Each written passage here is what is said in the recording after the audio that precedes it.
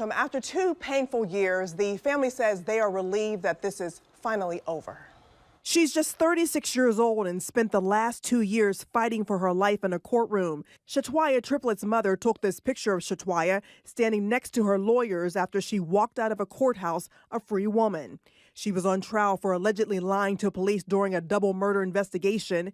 She took her case all the way to trial and won. They gave us every piece of evidence that the state presented, including evidence that the defense had presented. We went over said evidence for probably a good 2.5 hours.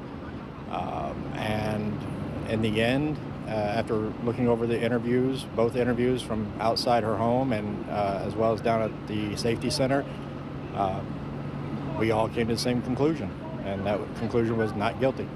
Josh Tooley was the jury foreman chosen to keep order in the deliberating room as jurors discussed the case.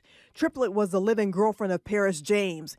James and Jerry Scott were convicted and are serving life sentences for shooting and killing Tamisha Price and her unborn baby in January of 2024.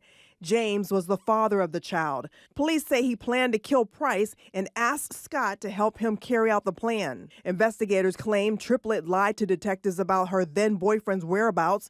Tooley told me there was no evidence that Miss Triplett intentionally hindered the investigation or had any knowledge of the murder. We went over it and over it and over it, and we said no. We don't agree. She's not guilty.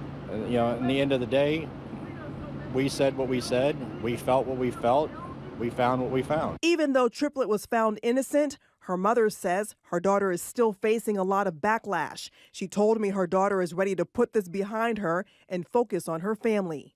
In Toledo, Alexis Means, 13 Action News.